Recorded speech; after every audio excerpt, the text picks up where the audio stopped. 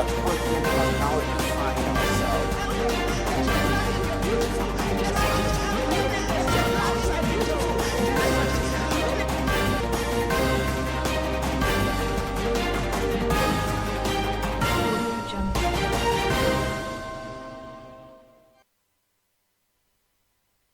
Hello and welcome to TOS TV, your digital first Pan-African network. I am Adesu Osui and this is TOS National News Update. We start with updates on COVID-19 in Nigeria. The Nigeria Center for Disease Control (NCDC) recorded 1,386 new cases in its update for January 20, 2021, increasing the country's current total count of confirmed infections to 114,691 with the Wednesday figure.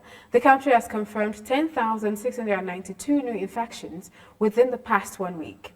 While the new cases were confirmed across 21 states and the Federal Capital Territory (FCT) on Wednesday, Lagos State accounted for 476, Rivers 163, and the FCT 116 topped the list with the highest number of positive samples, and Borno 2, Taraba 2, and Zamfara 1 had the lowest number of positive samples. The number of new deaths also maintained a high count, with 14 new fatalities reported on Wednesday. Within the past week, 94 deaths have been recorded across the country. The Economic and Financial Crimes Commission on Wednesday said the former chairman of the Pension Reform Task Team, Abdulrasheed Maina's bail request is to evade arrest and flee to the United States of America, where he and his family are equally citizens. It said after jumping court bail, Maina sneaked to the Niger Republic to obtain new travel documents at the U.S. Embassy in Niamey. The EFCC noted that Maina decided to go for fresh travel documents because his earlier ones had been deposited with the registrars of the Federal High Court and the High Court of the Federal Capital Territory as part of the conditions attached to the bail granted him last year by both courts. The commission, which filed the documentation in opposition to a fresh bail application by Maina, cautioned the court against admitting him to bail again in view of his antecedents. The EFCC faulted Maina's claim of deteriorating health, and on which he hinged his fresh bail application. It added that it had on October 2, 2020, filed an affidavit to debunk the false claims of the first defendant about undergoing treatment of his knee at the Maitama General Hospital, Abuja. Recall that the ex-Pension Reform Task Team chairman is being tried on money laundering charges before a federal high court in Abuja and was later found by the court to have jumped bail and fled to Niger Republic. In politics, the People's Democratic Party (PDP) in Oyo State has distanced itself from the decision of some party leaders to declare support for Chief Eddie Olafeso from Ondo State as the national vice chairmanship candidate at the coming zonal congress. Some factional leaders, represented by Chief Nureni Akambi, Alhaji Bisi Olokboyo, and Femi Babalola, had in a statement yesterday declared support for Olafeso, who is being backed by the former governor of Ekiti State, Ayo Fayoshi. They made the decision at a meeting in Ibadan, the Oyo State capital, according to the statement. Fayoshi is at loggerheads with Governor Seyi Makinde over the control of the party in the southwest. Although the constitution recognizes Makinde as the leader of the party in the zone, Fayoshi insisted that he cannot run roughshod over other party leaders in the zone. He holds onto Olafeso's leadership, which he installed while he was the zonal leader of the party when serving as governor. Makinde is rooting for an Oyo State indigene as the next national vice chairman. Olafeso is from Ondo State. Reacting, however, the State Publicity Secretary, Akim Olatunji, said, "As far as we are concerned, we are solidly behind Governor Makinde. We can't sell our birthright. Since 1999, Oyo State has not produced the zonal chairman or national vice chairman. This is our golden opportunity. The only way a game can be balanced is when each participant enjoys equal opportunity. Why not Oyo State this time? Anyone working against this agenda is working against Oyo PDP interest. We align with Governor Makinde's position for Oyo PDP to produce the next zonal chairman." You're watching National News Update on your digital first Pan-African news network, TOS TV. Still ahead is stories around the recent activities of the federal government. Do stay tuned.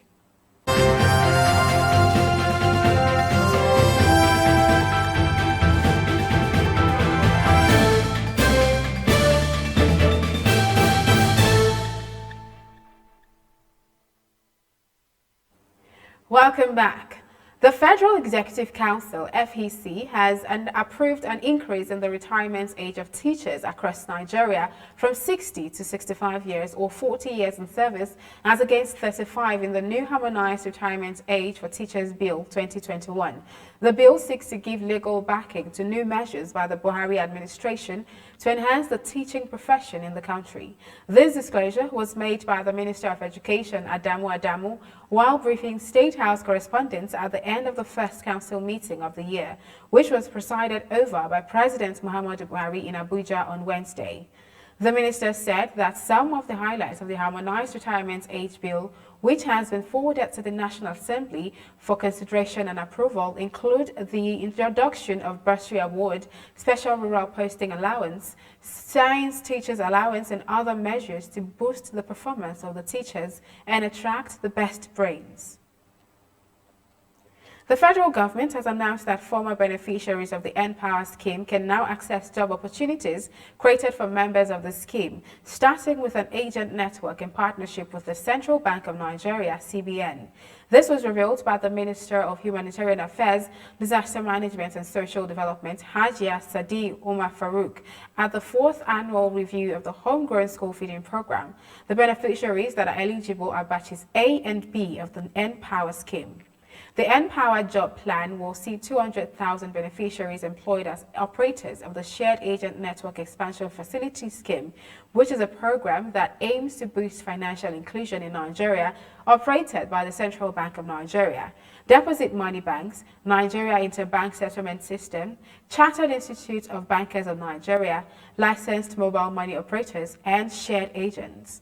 30,000 other beneficiaries will be employed through a mass agric program, which is a part of the Economic Sustainability Plan, ESP. Telecommunications operators have revealed that about 21 million telephone subscribers are without National Identification Number (NIN), as the deadline for the registration of subscriber identification modules SIMs with valid NIN fast approaches. This is as the telcos also pointed out that about 143 million SIMs are now identifiable to the National Identity Management Commission (NIMC) for registration with their respective NINs. This disclosure was made by the Chairman, Association of Licensed Telecommunication Operators of Nigeria, Benga Adebayo, on Wednesday while speaking on behalf of the telecom operators. Adebayo said the telecom operators hoped that more subscribers would be able to get their NINs, submit the identity numbers to mobile operators, and have them forwarded to NIMC before the February 9, 2021 deadline. You are watching your digital first Pan-African news network, TOS TV. Still ahead, business and sports.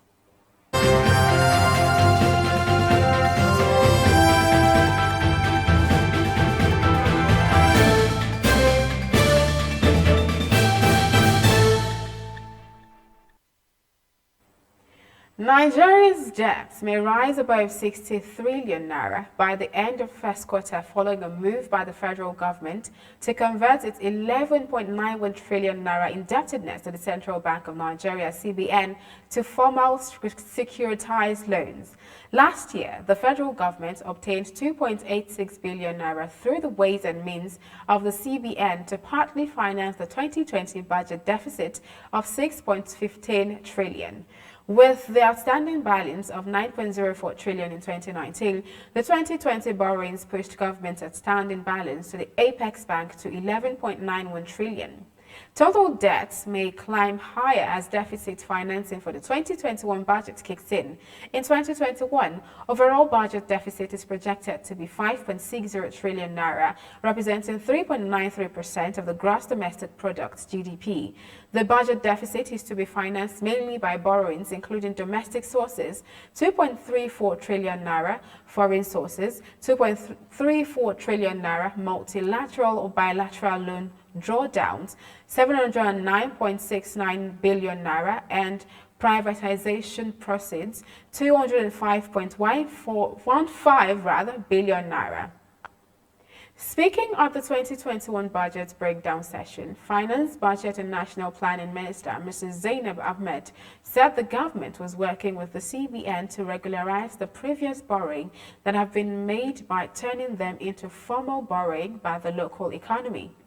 DMO plans to raise some 450 billion naira in first quarter 2021, according to the 3-month bond issuance calendar. Despite disruptions and economic headwinds, the DMO has maintained its regular monthly debt issuance program under its twin mandate of market development and government fundings.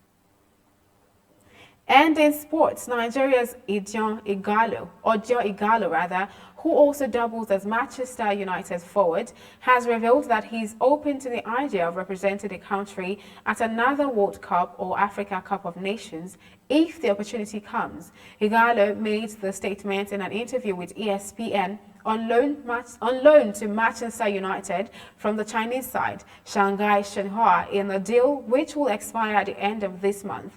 After the initial 6-month loan was extended, retired from international football after the 2019 AFCON, where he finished as top scorer.